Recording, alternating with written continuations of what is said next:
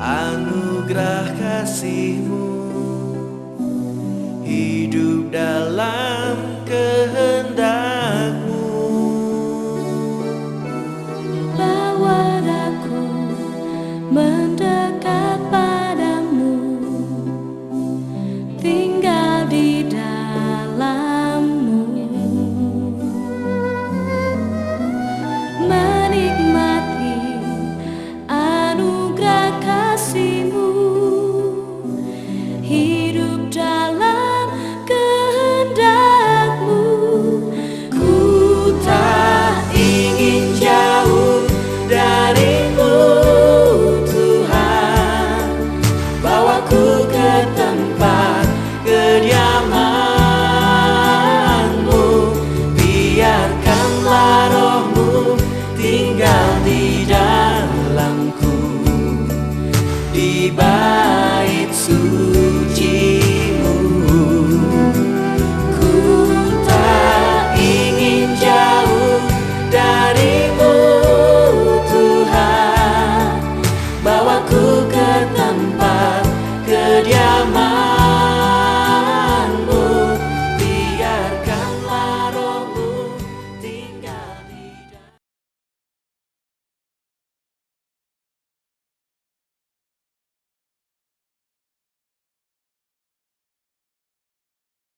Nah, siang hari ini saya mau bicara tentang kutuk. Ini saya bicara tentang sesuatu yang paling gak ada orang ingin kepengen dapat. Ya kan, kalau saya bicara tentang kesembuhan, semua pengen disembuhkan.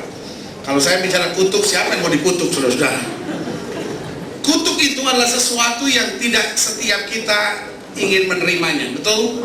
Kalau saya tanya sama saudara, maukah kamu dikutuk? Sebagian saudara bilang, "Hi, amat-amat," ya kan? Tetapi tanpa kita sadari, seringkali kita hidup di bawah kutuk. Apa itu kutuk? Pertanyaannya kan cuma sederhana. Kutuk adalah salah satu cara yang dipakai oleh kegelapan untuk membatasi kuasa Allah. Ingat, Allah menciptakan kita dengan yang saya sebut unlimited spirit. Unlimited spirit. Apa itu unlimited spirit? Allah memberikan kepada kita roh yang tidak terbatas. Amin. Karena kita dijadikan segambar serupa dengan Allah. Siapa yang percaya kita dijadikan segambar serupa dengan Allah? Apa artinya kita dijadikan segambar serupa Allah? Artinya segala yang baik Allah sediakan bagi kita. Amin. Segala yang baik Allah sediakan bagi kita. Sama-sama bilang sama saya, segala yang baik Allah sediakan bagi saya. Pertanyaan saya cuma sederhana, penyakit sesuatu yang baik nggak? Perceraian sesuatu yang baik nggak? Kegagalan sesuatu yang baik nggak? Mati muda adalah sesuatu yang baik nggak? Berarti itu bukan sesuatu yang Allah rencanakan dalam hidup saudara. Sampai di sini sudah ngerti mau saya? Saya ulangi sekali lagi. Penyakit itu kebaikan nggak? Nah. Kemandulan termasuk kebaikan nggak? Kegagalan dalam usaha termasuk kebaikan nggak? Mati muda termasuk kebaikan nggak? Berarti bukan itu yang Allah rancangkan dalam hidup kita. Sampai di sini sudah ngerti mau saya? Tetapi kalau kita mau jujur, seringkali kita mengalaminya. Betul? Lalu pertanyaan kita cuma sederhana, itu bukan rencana Allah. Dari gereja manapun saudara berasal, saudara nggak akan mungkin bisa berdebat dan bilang, ya tapi kan kadang-kala Allah rancangan penyakit, Allah rancangan penderitaan. No, He's not. Allah tidak pernah rancangan penderitaan. Amin. Alkitab bilang segala yang baik datangnya dari atas. Iya kan? Saya boleh menantang saya dan berkata, tapi pendeta, kan kadang-kala penyakit mendatangkan kebaikan. Buktinya suami saya masuk ICU, akhirnya dia bertobat. Sebetulnya Tuhan panggil dia dengan cara yang lebih baik. Amin. Sama seperti anak kita mau nyebrang, kita panggil dia, sayang sini sayang, sayang sini sayang, dia tetap lari. Sayang sini sayang, tiba-tiba di depan ada truk. Apa yang sudah bilang? Sayang sini sayang, ya. Gila truk, ya kepalanya pecah. Ya kan? Saudara adalah papa yang on. What is the meaning of on? On itu artinya tidak pintar. Ya, ada awalan BL di depannya, tapi tidak enak untuk saya mengucapkannya, ya kan? Nah, kalau anak sudah mau nyebrang jalan sementara di depan ada truk, what are you gonna do? Silakan teriak sama dia, ya kan? Hey! Dia masih nggak mau dengar, sudah akan lari dan grab him, ya kan? Walaupun mungkin kadang-kala mengakibatkan dia teriak, aduh, sakit. Tiba-tiba truk lewat, kalau enggak, kamu di bawah truk. Sampai di sini sudah ngerti mau saya? Ya kan?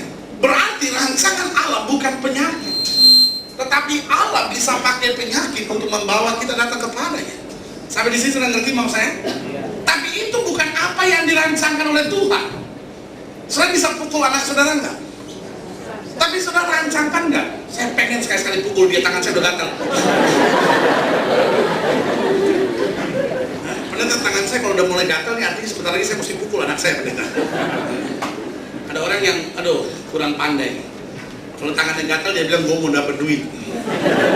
Nah, nanti malam, kalau tangan sudah gatal, sudah datang ke depan, kita doa, siapa tahu eksim. Jadi, dari unlimited spirit ini, kita lihat bahwa Allah punya rancangan yang apa, baik. Ini kita ambil yang bodoh-bodoh aja ya. Kadang-kadang kita di gereja terlalu pintar sampai kita nggak ngerti Alkitab. Saking terlalu pintarnya kita, ya kan? Allah rancangkan yang apa? Baik. Tetapi jangan salah bahwa kita punya musuh. Alkitab berkata lawan musuh iblis sama seperti singa yang berkeliling mencari orang yang dapat apa? Ditelannya.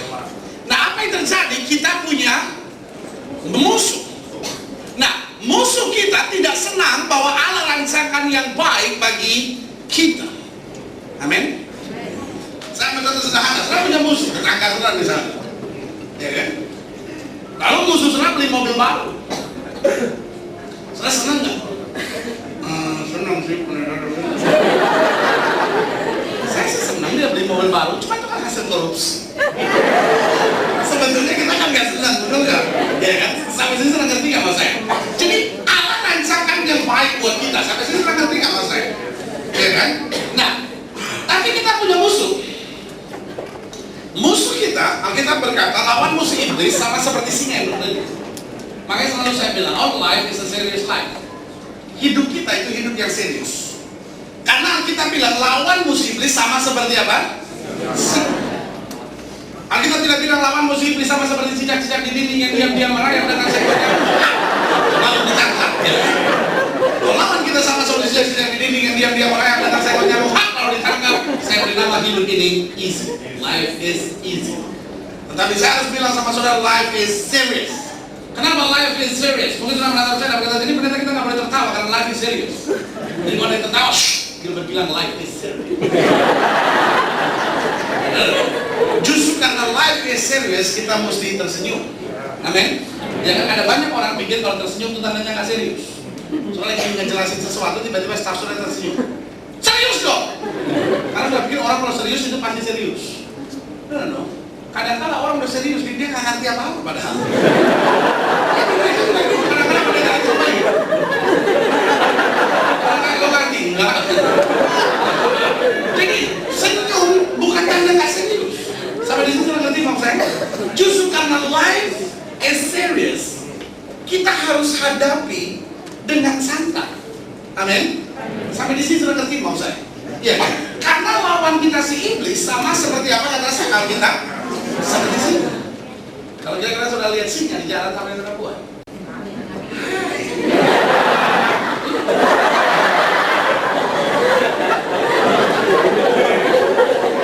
Sudah tertawa, tapi ada banyak orang sedang main-main sama singa. Orang-orang yang pergi ke dukun itu kan lagi main-main sama singa. Betul? Orang yang sudah punya istri lalu main sama perempuan lain itu kan main-main sama singa. Ya kan? Cuma singa yang rambutnya panjang, bulu matanya lentik, dan wangi badannya. Ya kan? Ya kan? Tapi sebentar lagi dia makan rumah tangga saudara.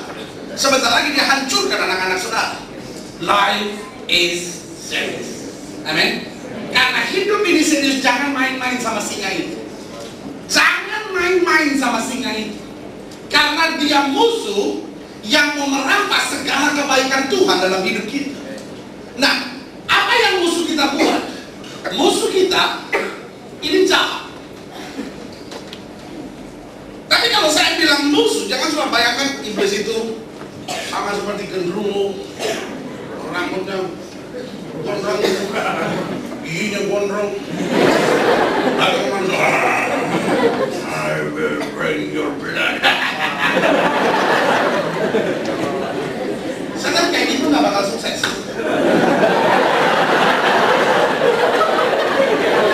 Saudara kalau melihat setan kayak gitu, oleh karena apa yang saudara buat? Yesus, betul? Setan kayak gitu bikin kita lebih dekat sama Yesus. Amin. Tapi yang di Malioboro berdiri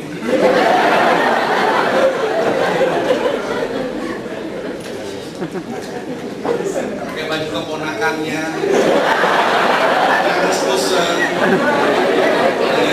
pakai roknya baju TK, udah sempit sekali. Ada orang bajunya begitu sempit sampai kadang-kadang kita bingung itu lemper kah atau manusia. Di situ, bawahnya ada musik kasir ini, nenek.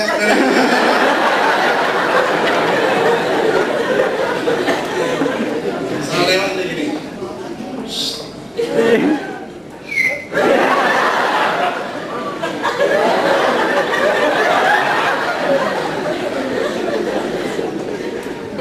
Lalu aja kan dia langsung bilang selamat malam.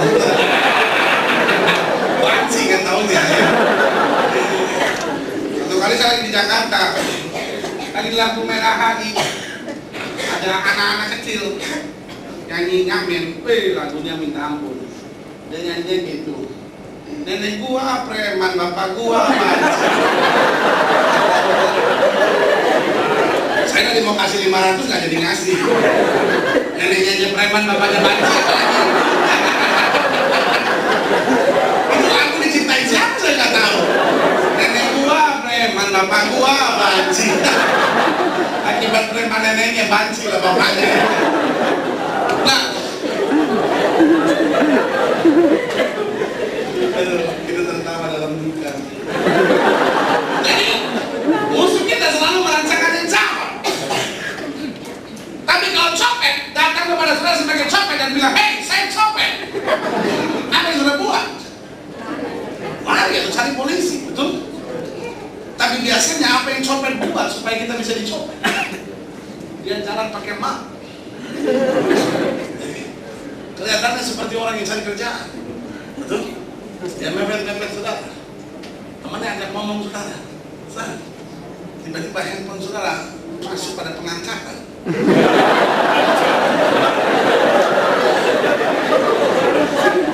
Sampai di sini sudah ngerti kok saya.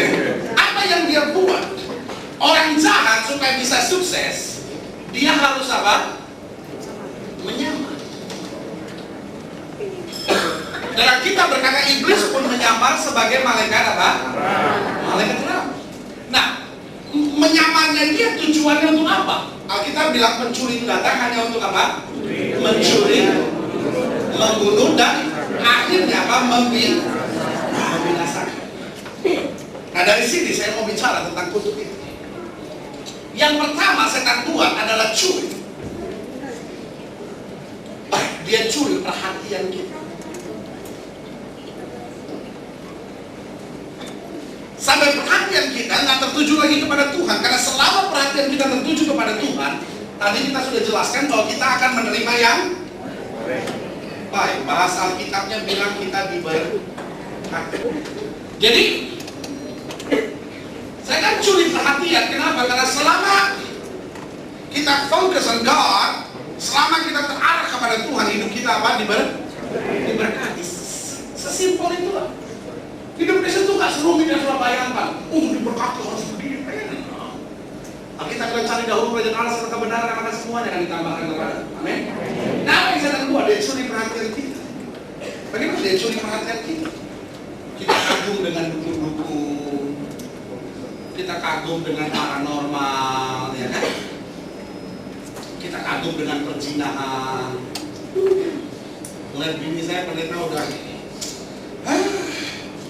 14 tahun saya sama-sama dia terus bosen saya lihat dia. Tapi ini ada barang baru dan lumayan.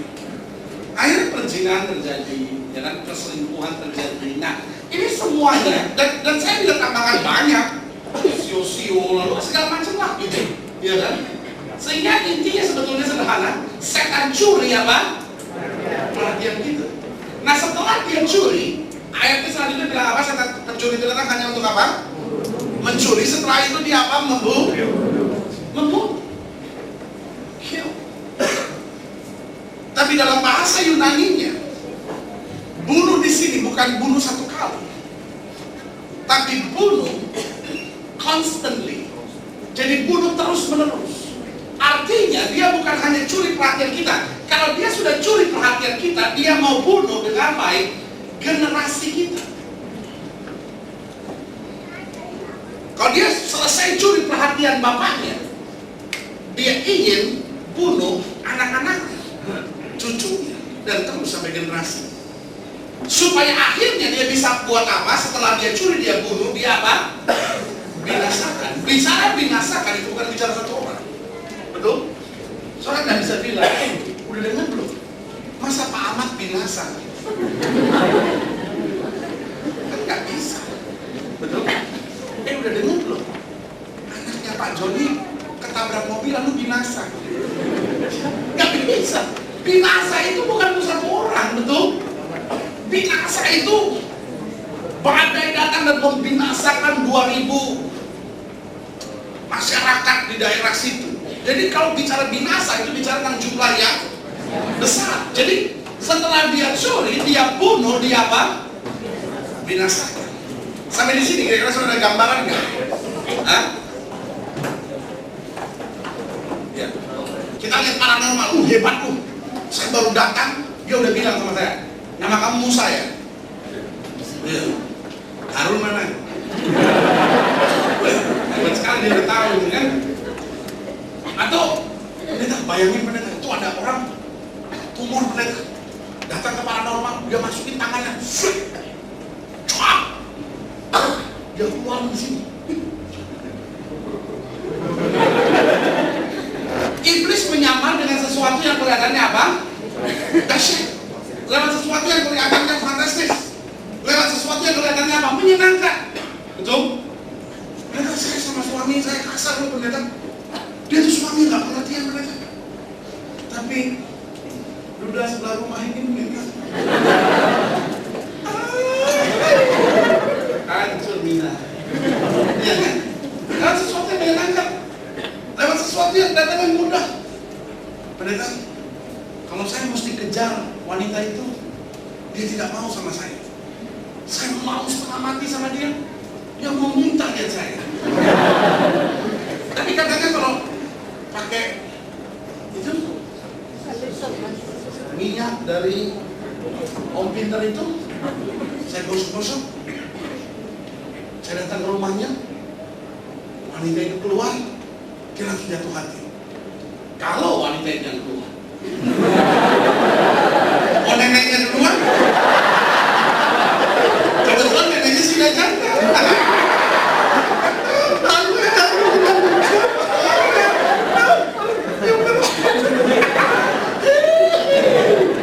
Ya, saudara ya. Jadi lewat sesuatu yang dahsyat, menyenangkan, mudah, dan lewat sesuatu yang kelihatannya enak. Iya kan? Dia mau apa? Mau curi perhatian. Setelah dia berhasil mencuri perhatian, dia apa? Bunuh. Bunuh apa? Generasi. Dan setelah itu dia apa? Binasakan. Nah, kalau dia bicara binasakan, itu dia bicara seluruh keturunan. Mungkin sudah menatap saya dan bilang, pendeta, kau bicara tentang kutub ini, apa yang kau sedang bicarakan sebetulnya pendeta? Saya ambil contoh sederhana. Sudah pernah lihat nggak satu keluarga gini? Opanya dulu bercerai. Jadi opanya dulu bercerai. Lalu ayahnya juga kawin 2 kali. Om-omnya, tante-tantenya ada yang punya 2 istri, ada yang kawin 3 kali, ada yang jadi bini piaraan orang. Tapi di generasinya dia juga hal yang sama terjadi. Saudara pernah lihat nggak kejadian begini? Lalu kita bilang, ini memang keluarga nggak benar. Bukan keluarganya nggak benar. There is curse in the family. Ada kutuk perceraian. Lalu mungkin setelah menatap saya dan bilang, oh pendeta jangan main ngomong kutuk-kutuk aja. Kebetulan orangnya ngaco semua. Nggak mungkin. Mana bisa kok seluruh sampai dari kakinya kok bisa seluruhnya? Berarti kan something in the blood. Betul? Oke, mungkin situ itu perceraian itu memang keluarga gede. Oke. Sekarang bagaimana dengan yang mati muda? Saudara pernah dengar nggak? Ada opa-opa dia, maksudnya opanya bukan opa-opa. Opanya dulu mati umur 43 tahun. Nah, ayahnya itu mati umur 41 tahun. Ya kan? Dia umur 38 tahun udah sakit-sakitan. Jadi ada kutuk mati muda di keluarga itu.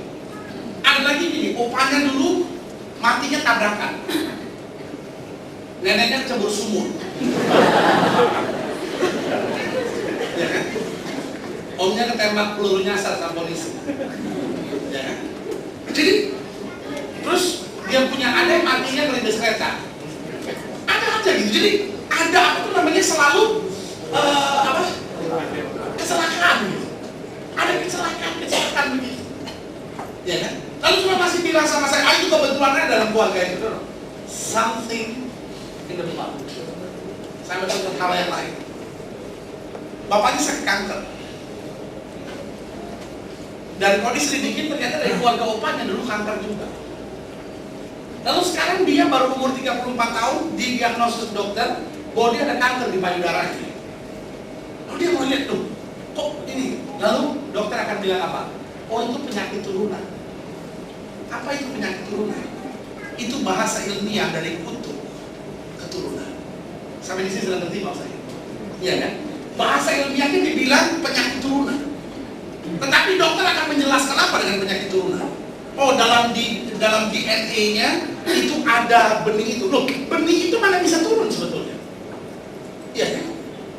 Saya akan bilang, oh tapi secara kedokteran itu memungkinkan pendeta. Iya memang memungkinkan. Kenapa? Karena kutuknya itu something in the blood. Sampai di sini sudah ngerti mau saya. Soalnya masih bilang mungkin sama saya, oh itu kebetulan aja memang keluarga itu umurnya pendek. Saya ambil cerita yang lain. Ada lagi yang opanya dulu pernah dirampok. Lalu bapaknya juga ibunya beberapa kali dirampok. Lalu dia juga rumahnya udah 2 kali kemalingan. Jadi kayak ada kesialan dalam keluarga itu. Lalu pertanyaan saya, masih kita akan bilang, oh itu kebetulan. Apa itu kebetulan kejadian yang menimpa seluruh keluarga itu? No. Itu kutuk dalam keturunan itu. Ada lagi hal yang lain, banyak hal saya bisa on and on. Seperti kayak opanya ini dulu mandu.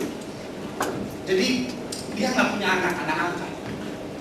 Lalu terus ada ikatan dia. Jadi dalam keluarga itu banyak sekali yang mengalami kemandulan. Sekalinya punya anak paling cuma 1. Ya kan? Nah itu kutuk-kutuk yang terjadi dalam garis keturunan kita. Dan ada banyak hal kutuk itu. Ada juga yang dalam usaha. Dalam keluarganya dia banyak sekali yang begitu. Usaha maju, lalu ditipu orang jatuh, lalu sengsara. Usahanya maju, ditipu orang jatuh, lalu sengsara. Selalu gitu. Setiap kali ada yang maju, pasti jatuh. Setiap kali ada yang maju, ada yang jatuh. Lalu sebagian bilang, ini keluarga kita memang nggak bakal kaya. Anaknya sebaliknya, dia baru sukses, ada aja. Dia kawin, salah kawin, diporotin sama lakinya, hancur lagi hidupnya. Jadi hidupnya selalu bagian tuh yang bagian susah. Sampai orang bilang, kita mungkin memang keluarga kita bakal susah kali itu. Kita memang ada urapan kesusahan. Nah itu urapannya paling enak, urapan kesusahan. Iya kan? Lalu ada lagi yang, pendeta, saya bingung. Saya tuh, menurut saya hidup saya baik. Tapi kok anak saya bisa dihamilin orang? Tapi selidik punya selidik, dulu masa lalunya juga gitu dia hamilin orang. Jadi kutuk itu turun terus dalam keluarga. Dia anak laki-lakinya menghamili anak orang, anak perempuannya dihamili orang. Dan dari keluarganya, tante-tantenya, om-omnya banyak gitu yang kawinnya karena udah kecelakaan. MBA, marriage by accident. Nah, saudara boleh kasih dalam Tuhan. Haruskah kita bilang bahwa oh ini semua hal kebetulan? Contoh-contoh yang saya saya berikan terlalu banyak, dan ini menyangkut berbagai segi kehidupan. Orang manajemen punya pandangan khusus tentang bagian keuangan. Orang kedokteran punya pandangan khusus bagian kesehatan. Tetapi Alkitab punya pandangan yang global terhadap semuanya, dan Alkitab punya jawaban yang pasti. Oh, itu ada kutuk dalam keturunan itu. Amin. Nah, kalau saya bicara tentang kutuk, itu bukan berarti sudah pulang dan bilang, aduh gila, itu orang bicara kutuk, aduh jangan-jangan gua terkutuk nih. Bukan untuk itu saya ada di sini. Saya ada di sini untuk memberitahu buat saudara bahwa di dalam Kristus kita adalah orang-orang yang lepas dan bebas dari kutuk. Amin. Tetapi saya juga harus bicara sama saudara bahwa di dalam Kristus kita nggak otomatis bebas dari kutuk. Mungkin sudah menatap saya dan bilang, ini saya nggak terima pendeta. Bagaimana saya dalam Kristus nggak otomatis bebas dari kutuk? Kalau kita sungguh-sungguh di dalam Kristus, dalam arti kata mengenal firman yang sebenarnya apa artinya di dalam Kristus, kita pasti bebas dari kutuk. Amin. Tetapi kalau kita sekedar dalam tanda petik di dalam Kristus hanya karena kita pikir kita di dalam gereja, hanya karena kita pikir kita ada di dalam pelayanan, itu tidak otomatis. Karena ada langkah untuk kita bebas, dan hari ini yang saya mau sampaikan buat saudara. There is hope in Jesus. Ada harapan dalam Yesus. Doa saya, tidak ada satu orang pun keluar dari sini dengan kutuk. Mungkin kita nggak bisa buat banyak dengan keturunan di atas kita, tapi yang pasti kita bisa stop the flow of curse. Aliran kutuk dalam keluarga kita itu tidak akan menerima anak-anak kita lagi mereka berkata.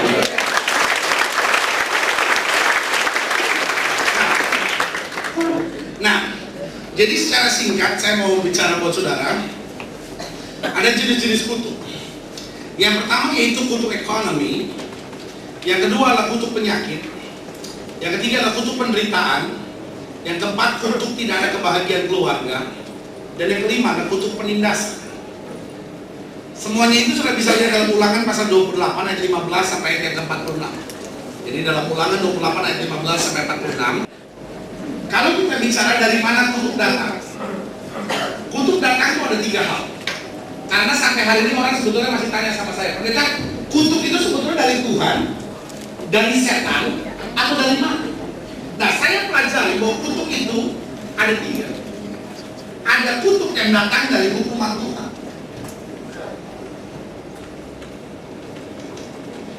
Contohnya ayat-ayat firman Tuhan sering bilang begini, terkutuklah kamu. Betul? Terkutuklah orang yang mengandalkan kekuatannya sendiri. Itu siapa yang ngomong? Tuhan. Jadi kutuk itu datang kenapa? Hukuman Tuhan. Saya ngerti, sudah langsung akan bertanya pada saya, kalau Tuhan itu baik, kenapa Allah yang baik mengutuk? Nanti saya akan jawab buat saudara. Tapi yang pasti saya mau sudah kerjasama, beri perhatian yang khusus. Saya ngerti seminar kutuk bukan sesuatu seminar yang mudah untuk dipahami. Harus beri perhatian yang khusus. Makanya saya encourage juga misalnya beli bukunya. Kenapa? Karena saya mau sudah ngerti betul. Karena ini sesuatu yang sering kali kita nggak mengerti gitu. Kita bingung. Kan saya sudah bilang tadi, Allah kita adalah Allah yang memberikan unlimited spirit. Nah, kutuk dia sebetulnya limit or spirit. Allah mau memberikan. Kita bilang gitu. Kalau kamu setia dengan perkara kecil, Tuhan berkati kamu dengan perkara yang lebih besar. Kalau kamu setia dengan perkara yang lebih besar, Tuhan memberikan kamu perkara yang ketahuan ngantuknya. Kalau kita setia dalam perkara kecil, Tuhan berkati kita dengan perkara yang lebih besar. Nah, kalau kita setia dalam perkara besar, otomatis Tuhan berikan kita perkara yang ada lagi yang lebih besar. Dari perkara kecil Tuhan berkati kita perkara yang besar. Kalau kita setia dengan perkara yang lebih besar, Tuhan berkati kita dengan perkara yang lebih besar. Kalau kita masih setia lagi, Tuhan berkati kita dengan perkara yang lebih besar lagi. Sampai kapan? Betul? Alkitab berkata, jika kamu tinggal dalam aku dan firmanku tinggal dalam kamu, minta apa saja. Apa artinya apa saja? Unlimited. Amin. Alkitab bilang, jika kamu tidak bimbang, apa yang kamu katakan itu akan terjadi. Batasnya apa? Unlimited. Nah, itu yang Tuhan mau kerjakan dalam hidup kita. Sejauh kita setia, Allah selalu punya berkat yang lebih. Sejauh kita sungguh-sungguh, kita nggak pernah bisa bilang dalam Kristus ya, kita nggak pernah bisa bilang saya puas. Kenapa? Karena kamu kan saudara, Tuhan punya sesuatu yang selalu lebih buat hidup saudara. Sampai saya pakai istilah dalam tanda petik ya, Tuhan tuh nggak pernah puas dengan kita. Bukan artinya Tuhan kecewa, bukan. Artinya Tuhan mau berkati kita lebih lagi. Dia lihat sudah dipakai Tuhan, Tuhan mau berkati lebih lagi. Dia lihat sudah bisnisnya maju, dia mau berkati sudah lebih lagi. Dia lihat sudah udah kaya, dia mau berkati sudah lebih lagi. Dia lihat masa muda udah hebat dipakai Tuhan, Tuhan mau berkati lebih lagi. Sejauh saudara masih punya kapasitas untuk menampung segala berkat yang Tuhan sediakan. Sampai kita bilang ampun Tuhan, saya udah gak kuat lagi. Look, we serve a great, big, wonderful God. Kita layani Allah yang dahsyat, besar, luar biasa. Amin. Sampai di sini sudah ngerti mau saya. Iya kan? Nah, jadi kita tahu kutuk itu adalah bagaimana the devil limit or capacity. Bagaimana setan itu membatasi supaya kita itu terbatas. Kita nggak bisa maju lebih jauh lagi. Sampai di sini sudah ngerti mau saya. Nah, untuk apa? Untuk dia bisa curi, dia bisa bunuh, dan dia bisa apa? Binasa. Nah, dari mana kutuk datang? Yang pertama, ada kutuk yang datang dari hukuman Tuhan. Kenapa Allah yang baik mengutuk? Nanti saya jelaskan buat saudara. Saya tahu saya nggak bisa banyak contoh saya berikan buat saudara. Tapi hal-hal penting saya mau jelaskan buat saudara. Tapi beberapa hal saya mau saudara beri perhatian khusus sehingga saudara keluar dari tempat ini sungguh-sungguh sebagai pemenang. Saya rindu lihat anak-anak Tuhan hidup ini berkati. Amin. Saya tidak bilang orang Kristen harus kaya, bukan itu yang saya mau ingatkan. Tapi yang saya mau bilang orang percaya harus terus hidup dalam kemajuan. Sampai di sini sudah ngerti maksud saya. Bukan berarti orang Kristen harus kaya, jangan salah mengerti saya. Kalau sudah nggak kaya, lalu sudah bilang saya ada dikutuk kali pendeta.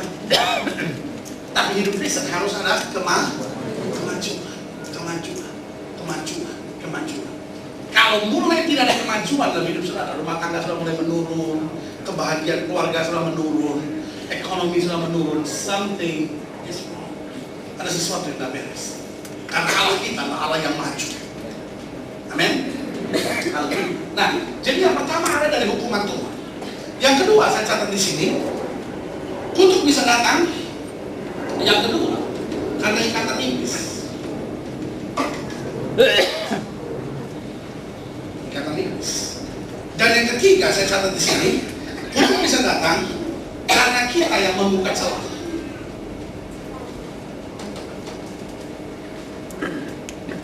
Kita yang membuka celah.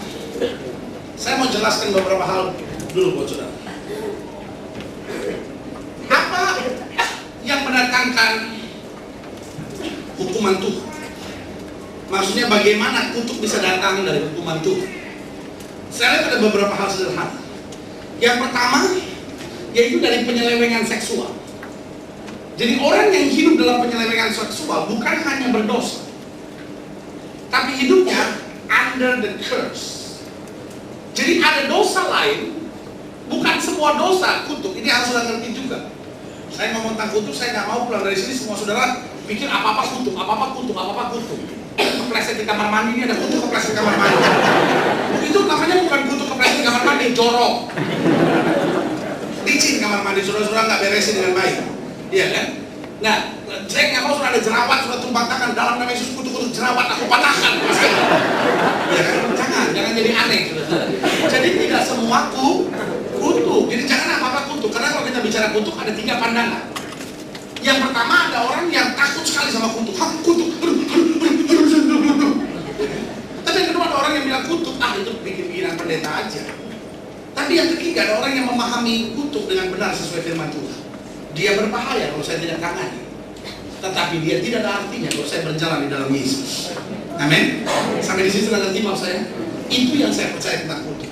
Saya tidak percaya segala-galanya adalah kutuk. Saya juga tidak percaya bahwa kutuk bisa kita sepelekan. Tapi yang saya percaya, kutuk itu berbahaya jika kita di luar Kristus. Tapi sama sekali nggak punya artinya jika kita hidup di dalam Kristus. Beberapa contohnya saya mau bacakan buat saudara. Ulangan 23.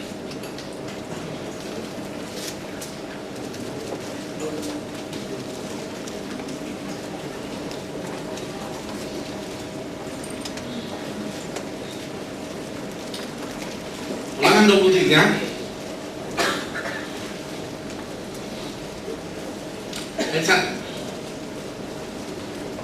Ayat yang kedua saya mau bacakan buat saudara.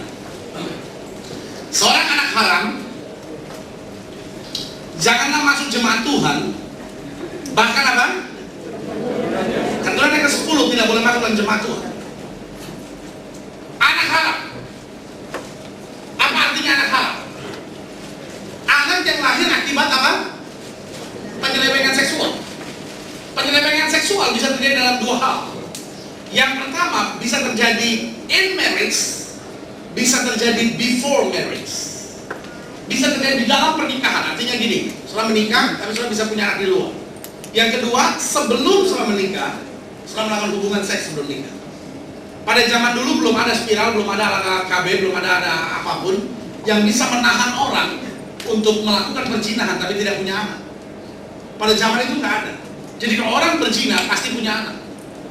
Dan waktu itu orang-orang yang mandul tidak sebanyak hari ini. Orang-orang yang mandul hanyalah orang-orang yang memang dikutuk khusus untuk kemandulan. Belum ada alat-alat kimia, belum ada hal-hal yang bisa mengakibatkan pencernaan seseorang atau apapun yang mengakibatkan kemandulan dalam diri seseorang. Nah, jadi kemandulan waktu itu mutlak, kemandulan hanyalah kutuk. Jadi setiap perzinahan akan melahirkan anak. Nah, itu ditentang sekali oleh kita. Anak haram 10 keturunan tidak boleh masuk. Lalu mungkin sudah menatap saya dan bilang, "Lu kesian banget tuh anak. Tuh anak kan nggak salah apa-apa." Tahu nggak saudara? Kalau anak kita terkutuk, yang paling menderita bukan anak itu, tapi kitanya. Sampai di sini sudah ngerti nggak mas? Mungkin sudah menatap saya dan bilang, "Kok yang dihukum bukan bapaknya? Loh, itu hukuman yang paling berat buat bapaknya." Soalnya bisa bayangin nggak, seorang ayah mikir nih, 10 keturunannya akan hancur.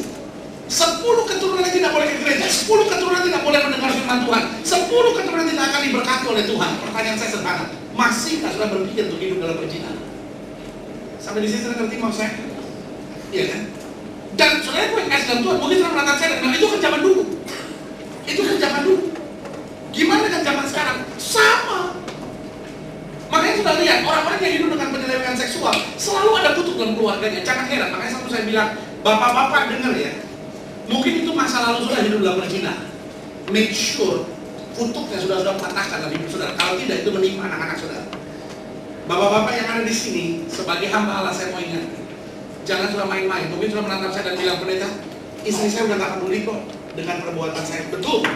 Istri saya banyak ngomong, saya terpeleng nih, saya serahin, udah gak usah ngomong nih. Betul, istrimu mungkin takut, tetapi jangan sampai itu menimpa anak-anak. I beg you, as a servant of God, sebagai hamba Allah saya memohon kepada saudara, tinggalin cara hidup seperti itu. Karena saya tidak siap melihat anak-anak saudara, cucu-cucu saudara, generasi saudara kemudian akhirnya hancur. Karena apa? Karena penyelewengan seksual yang berhubungan. Pak, hidup suci di hadapan Tuhan. Ibu-ibu hidup benar di hadapan Tuhan.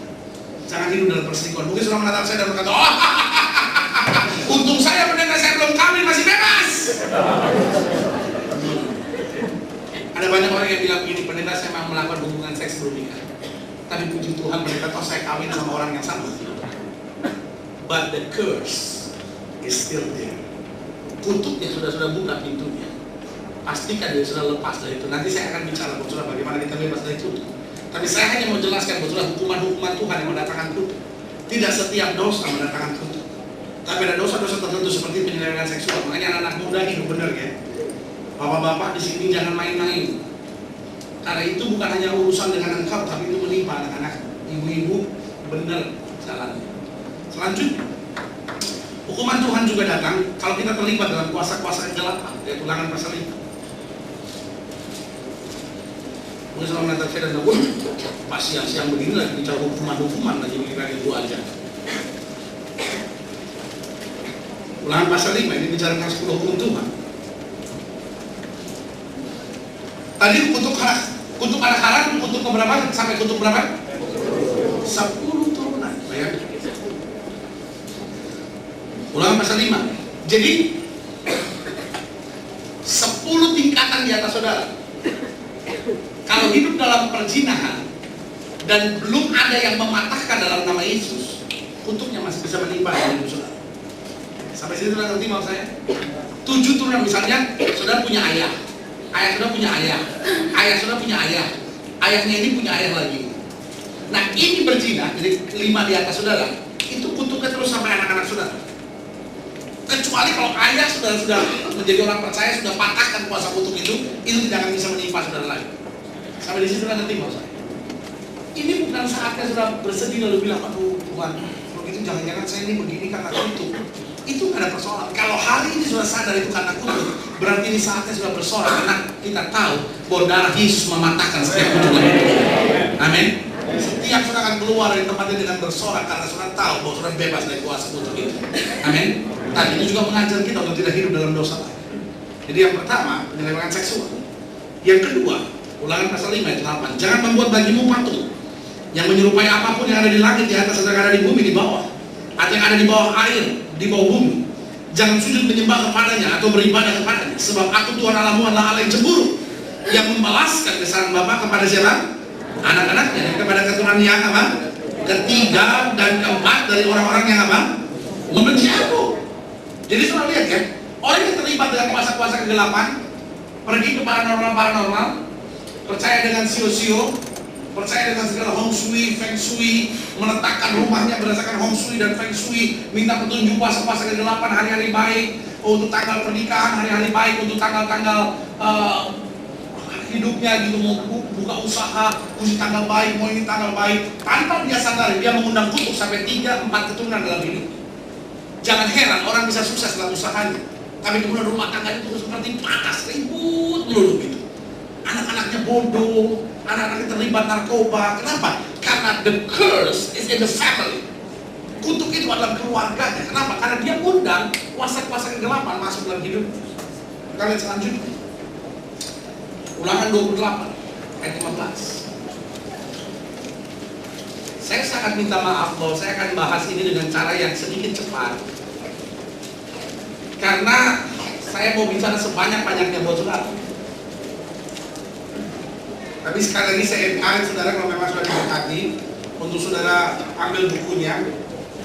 Saudara memang diberkati cukup bisa membeli semua setnya, itu lebih baik karena sudah bisa mempelajari. Tapi sekali lagi kalau saudara cuma pengen koleksi lebih baik jangan. Itu ngabisin stok di toko aja saudara. Nantilah tahun depan lah kalau sudah mau beli untuk koleksi ya kan. Tapi sekarang sudah betul mau pelajari, baca, sudah mau bagikan kepada teman-teman saudara. Saudara tahu nih keluarganya bercerai terus gitu. Nah ini mau mesti kasih buku ini, itu akan sangat membantu. Ulangan 28 ayat 15. Tetapi jika engkau tidak mendengarkan suara Tuhan Allahmu dan dikatakan apa? Tidak melakukan dengan setia segala perintah dan ketetapan yang disampaikan kepadamu pada hari ini, maka dikatakan apa? Segala kutuk ini akan datang kepadamu dan apa? Mencapai engkau. Jadi jika kau tidak mendengar suara Tuhan Allahmu dan tidak melakukan dengan setia, artinya gini, udah tahu nih, udah dengar nih, tapi nggak mau dengar. Udah dengar nih, udah tahu nih firman Tuhan bilang begini, terus kita mau melanggar. Jadi yang ketiga, untuk hukuman Tuhan itu kalau kita melawan hukum Tuhan, udah tahu, tetapi tetap melawan. Udah tahu nih bahwa ya sebagai orang Kristen saya nggak boleh hidup judi. Udahlah nanti minggu kan saya minta ampun sama Tuhan, ya kan? Kita udah tahu di tubuh kita baik Allah, kita nggak boleh merokok. Tapi nggak apa-apa lah. Pendeta saya di gereja yang lama juga merokok, nggak apa-apa. Kadang-kadang saya minta ampun sama dia. Minta ampun dong. Kadang-kadang bilang boleh minta ampun. Samsul udah manggil. Minta ampun ya kan?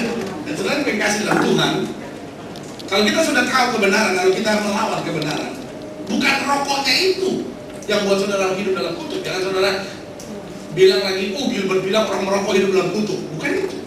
Kalau saudara sudah tahu kebenaran, tapi melanggar kebenaran apapun namanya, untuk kekerasan hatimu itu ada kutuk. Selanjutnya, untuk kutuk hukuman Tuhan yaitu mengandalkan manusia. Coba lihat Yeremia 17.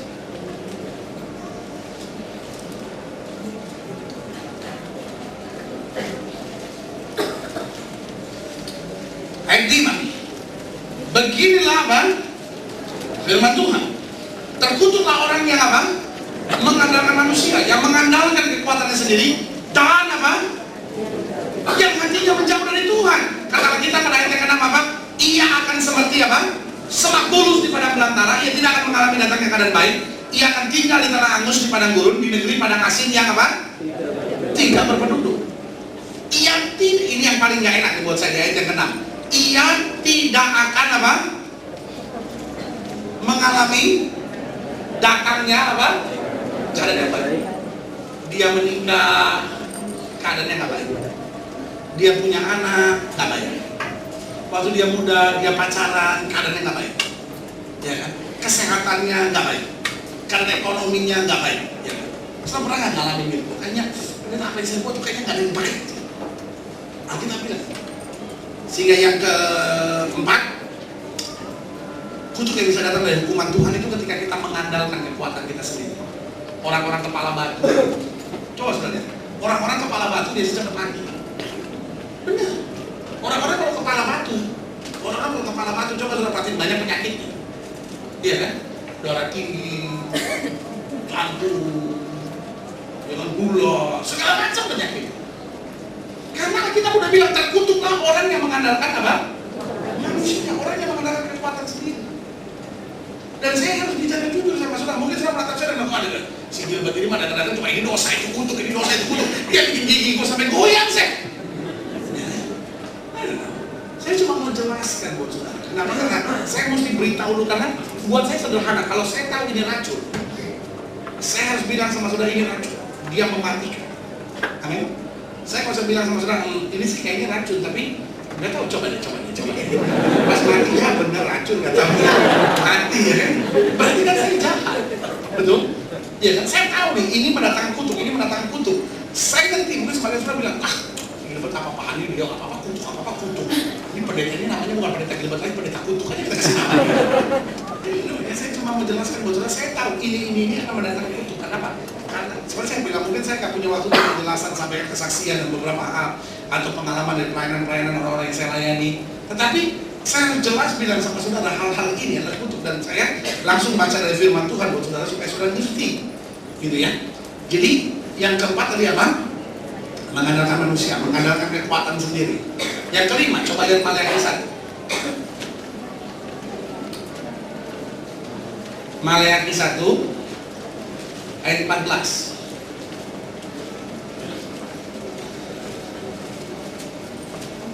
Maleakhi itu di perjanjian lama. Maleakhi 1 ayat 14. Terkutuklah bang penipu yang mempunyai seekor binatang jantan di antara kawanan ternak yang dinasarkan, tetapi ia apa? Mempersembahkan binatang yang cacat kepada Tuhan. Sebab aku ini raja yang besar, firman Tuhan semesta alam, dan namanya ditakuti di antara bangsa-bangsa. Yang kelima, hukuman Tuhan juga datang pada kita kalau kita menganggap rendah persembahan. Kita nggak bayar perpuluhan kita, dan kita bingung kenapa hidup kita nggak bisa diberkati. Atau mungkin kita banyak diberkati, tapi uang tuh ngalir aja terus gitu. Baru ada untung besar, anaklah tabrakan. Kita punya toko lah di Jakarta, di Tanah Abang terbakar. Ya. Ada aja, ya kan? Istri kita lah ada miung, istri kita lah kandungan yang diangkat, anak kita lah patah kaki. Jadi kita jadi donatur tetap rumah sakit. Donatur kepaksa. Ya. Jadi kita penghasilannya besar, tapi ada belalang pelahap. Dan Alkitab jelas bilang terkutuklah penipu yang sebetulnya punya binatang yang baik, tapi mempersembahkan yang cacat. Tuhan nggak minta dari kita yang terbesar kok. Tuhan minta dari kita yang terbaik. Itu bukan berarti kalau kita nggak kasih 500.000 setiap bulan pada Tuhan, Tuhan bisa kutuk kita, bukan begitu. Tapi Tuhan cuma minta kita berikan yang terbaik, the best out of us. Kalau yang terbaik yang kita bisa berikan adalah 5.000 rupiah, 5.000 itu akan memberkati hidup saudara luar biasa. Amin. Tapi kalau sudah punya begitu banyak, kalau sudah memberikan terlalu sedikit ke Alkitab, itu menjadi binatang yang cacat di hadapan Tuhan. Dan saudara yang kasih dalam Tuhan, sebagai hamba Tuhan, saya jumpai banyak orang-orang sederhana yang mulai dengan ketaatan daripada persembahan kepada Tuhan, mulai pada ketaatan perpuluhan pada Tuhan, dan hari ini hidupnya sangat diberkati. Tapi sebaliknya, saya kenal orang-orang yang beberapa tahun yang lalu ada orang yang sangat kaya di negeri ini, tetapi dia berdebat sama saya dan dia bilang, kalau saya bayar perpuluhan terlalu besar, nanti pendeta bisa stres lagi, sakit jantung. Itu kan ada cerita gitu kan, ada nenek-nenek menang undian berhadiah 1 miliar. Lalu cucunya takut ngasih tahu sama neneknya kan. Akhirnya cucunya ngomong sama dokternya aja, dok, tolong ngomong dong sama si nenek. Nanti kalau si nenek dapat uang 1 miliar, bagaimana itu? Soalnya kan nggak enak. Dokternya, memang ini nenek ini pasien jantung. Jadi dokternya pikir juga, ya benar juga sih. Nanti dia saya ngomong baik-baik gitu kan. Udah, neneknya datang berobat, dokternya tanya, Nek, habis periksa semua nenek, kalau nenek dapat 1 miliar, misalnya nenek dapat 1 miliar, nenek bikin apa? Lalu dengan tenangnya neneknya bilang, ya saya sudah tua dok, saya dapat 1 miliar, 900 juta saya kasih dokter, 100 jutanya saya bagiin buat cucu-cucu saya. Dokternya mati, pelan. Dokternya tahu kan dapat 1 miliar. Dokternya mati. Jadi sebenarnya kasih dalam Tuhan, buat Tuhan itu kita harus beri yang terbaik. Amin. Dan kalau kita beri yang terbaik, kita tidak pernah akan dikutuk. Keuangan kita akan diberkati Tuhan berlipat kali ganda. Orang ini debat sama saya, nggak perlu. Nanti kalau kita bayar per puluhan, saya kebetulan udah ngomong karena dia bukan dari gereja saya, nggak ada urusan sama pelayanan saya. Jadi saya suruh kan dia kasih di gerejanya dia. Dia bilang, wah ini gini segala macam. Dan hari ini dia adalah orang yang untuk bayar utangnya tiap hari harus deg-degan. Kenapa? Karena tiap hari ada saja orang di sekitar rumahnya yang lagi utang sama dia. Saudara, gue kasih dalam Tuhan, ini hanya gambaran-gambaran yang saya mau jelaskan buat saudara. Kalau sudah belajar setia dengan hal yang kecil, Tuhan berkati kita dengan perkara yang lebih besar. Amin. Selanjutnya, yang ke-6, lihat Yeremia 48 ayat 10.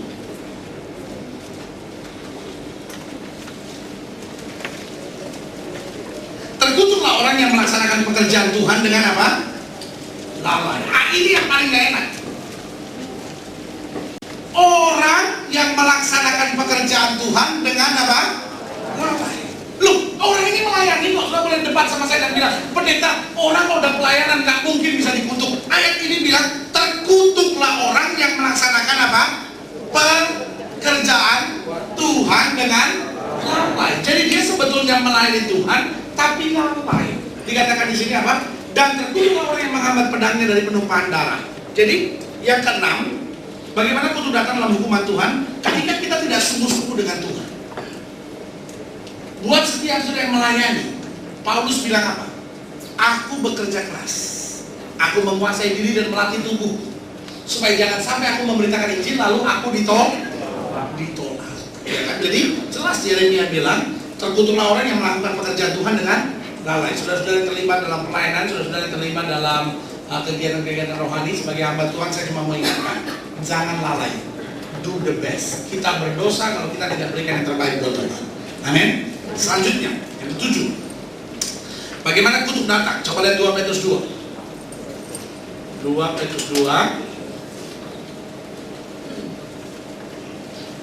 ayat 14. Saya cuma baru mau gambarkan dari mana kutuk datangnya ya. Ayat 14. Mata mereka penuh nafsu zina dan mereka tidak pernah jemu berbuat dosa. Mereka memikat orang-orang yang lemah hati. Mereka yang memikat orang-orang yang lemah hati, mereka telah terlatih dalam apa? Keserakahan. Mereka, kata Alkitab, adalah apa? Orang-orang yang terkutuk. Ini yang saya sebut orang yang memasukkan kebenaran. Orang-orang munafik. Orang-orang yang sebetulnya mengerti kebenaran, tapi dia coba putar balikan kebenaran demi kepentingannya sendiri. Nah, ini hukuman Tuhan datang. Jadi penyelewengan seksual, kuasa-kuasa gelap, melawan hukum Tuhan, mengandalkan manusia, menganggap remeh persembahan, tidak sungguh-sungguh dengan Tuhan dan memasukkan kebenaran.